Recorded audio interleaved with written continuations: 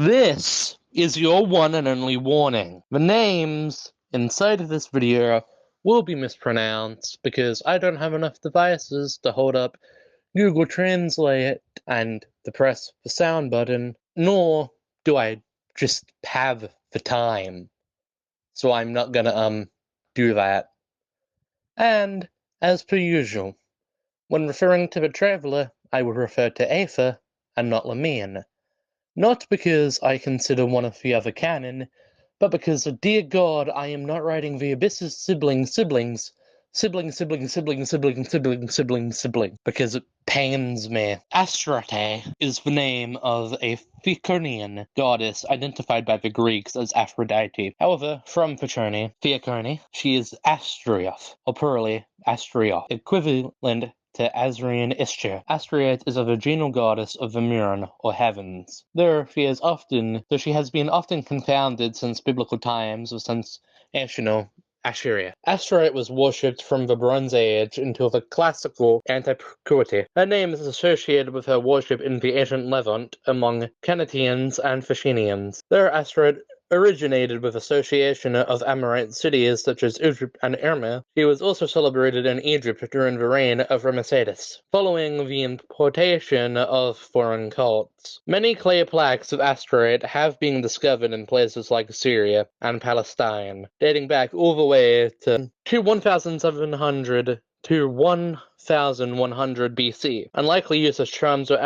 amulets of fertility. Astrioth is mentioned often inside of the Old Testament, although not in a positive light. Eventually, she became a demon and one of the fallen angels in Milton's Paradise Lost. Since it was common practice at the time in both Christianity and Judaism to transform rival pagan gods into demons as a way to combat them, Astaroth is one of the most powerful spirits inside of the Aristotia. He is the 29th spirit in the Lesser Key of Solomon, one of the great dukes of hell. Astaroth commands 40 legions of demons and holds immense knowledge of events past, present, and future. Astaroth is known for his wisdom, the ability to uncover hidden knowledge, and his mastery of the arts and sciences. Astaroth is associated with understanding of spiritual mysteries, communication with spirits, and providing guidance to practitioners in matters of strategy, philosophy, and intellect. The Christian demonological tradition transformed Astaroth into Astaroth, a powerful spirit of knowledge, strategy, wisdom, temptation,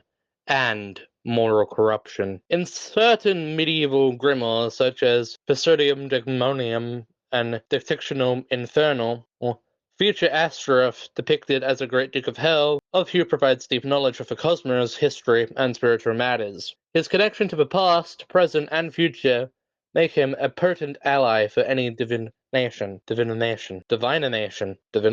Astaroth's insight into the arts and sciences allows him to help guide practitioners into intellectual and creative pursuits. As Astaroth is a spirit of such immense power and knowledge, he is often invoked by those seeking enlightenment, wisdom, and strategic guidance. In demonology, Barbatos was a demon of little importance and one of Astaroth's assistants. According to most sources, Barbatos was an Earl and Duke of Hell, ruling 30 legions of demons, along with 4 kings as his champions. Barbatos gives an understanding to the voices of animals, his past and future, consults friends and rulers. He can lead man to hidden treasures locked away by the enchantment of magicians. Astaroth's main assistants are the 4 demons, Aemon, Prolus, Barbatos, and Reshavik. Astaroth can make man invisible and lead them to hidden treasures. He answers every question formulated to him. It is also said that Astaroth gave mortal beings power over serpents. In Orphic cosmology, Thanes, or Protogenes, is a primal deity who was born from the cosmic egg at the beginning of creation. Thanes is referenced underneath many names, including Erikopeos and Metis. Thanes is often equated with Eros or Mithras, commonly depicted as a deity emerging from a cosmic egg, entwined with a serpent, the Orphic egg.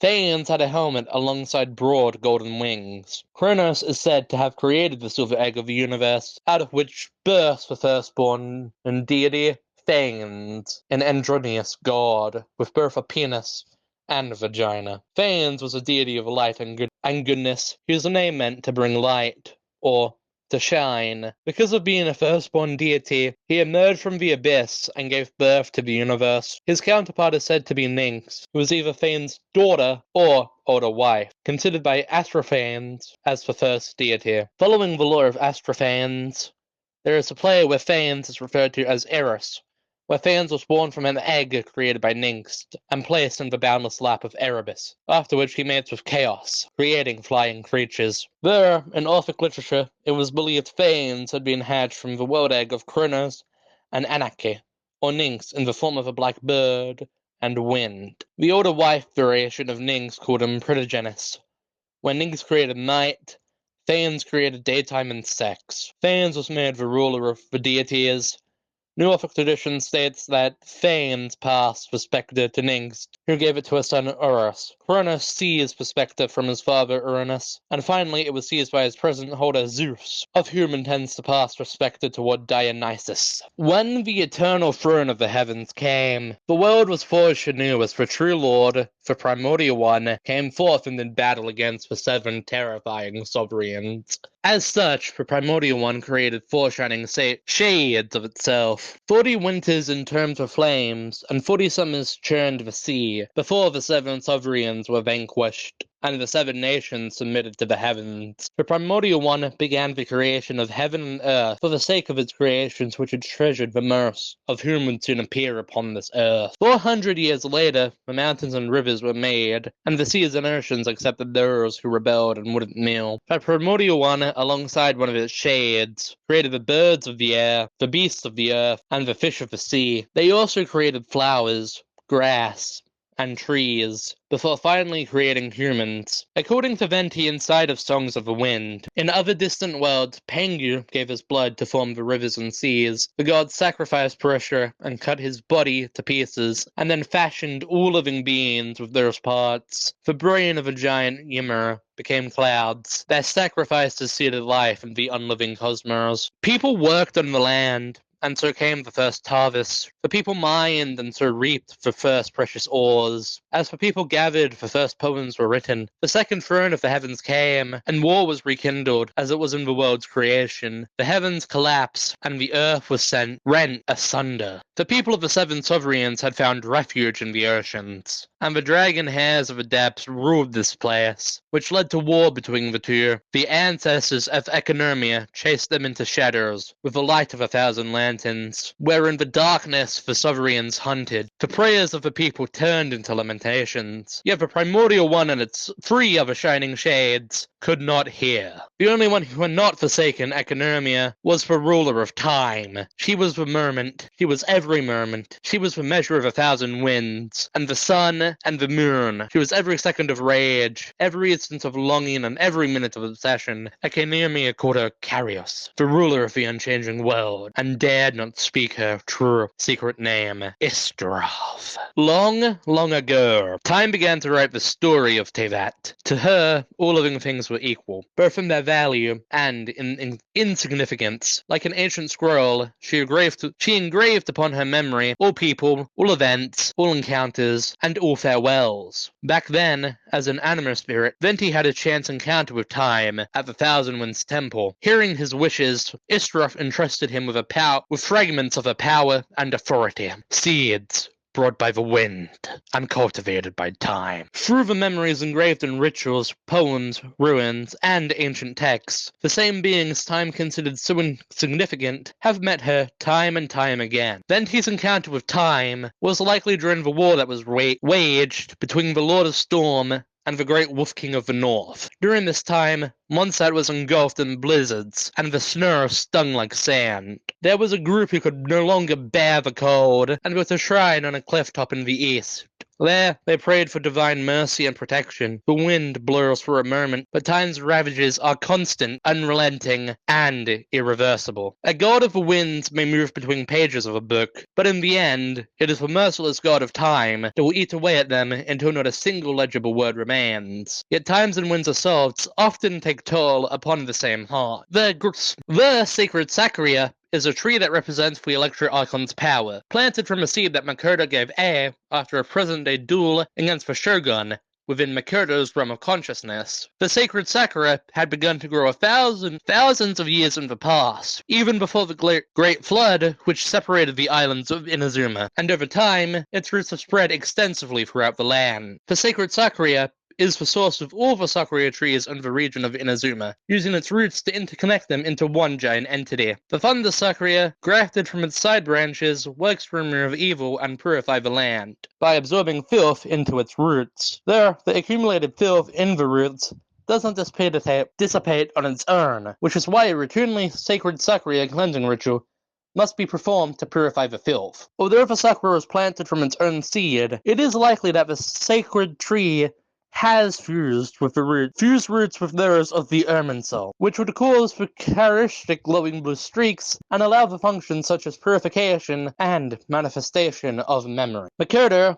unable to ease A into the role of the Electro Archon, her death in Conria Cataclysm 500 years ago, did a portion of her consciousness within Fumushu Ishi, waiting for the day where A could draw on its power and release her consciousness. It was within this realm that the seed A planted retroactively took root in Inazuma's past, so it could protect Inazuma whilst A eased into the role of the Electro Archon. A and Naomika speculate that Makoto's plan involved the higher power Istaroth, also known as the Shade of Time. In the world quest Time and Wind, a mysterious voice is heard saying that an ancient tale comes whisked in the wind. In time it will grow and sprout once more. When fighting the Eye of the Storm on the Nameless Island, if we look at this island, we get something that looks like an infinity symbol in the form of a snake. The nation of Mondstadt and Conria appear to be parallels to each other, with Conria choosing to defy Celestia with the power from the abyss. The nation of Mondstadt holds the gateway towards Celestia. Mondstadt was one of the few places to worship a shade of the heavenly principles and still be alive today. But this shade was Time, the one deity that did not forsake Economia. Conria worshipped a no god, instead powered and led by purely humanity, underneath their two ruling dynasties. First, the Crimson Moon Dynasty, to be followed by the Eclipse Dynasty. It is claimed by the legend of Prenheri that a crimson moon once shone over Conria, which was at some point replaced by a dark sun. Similarly,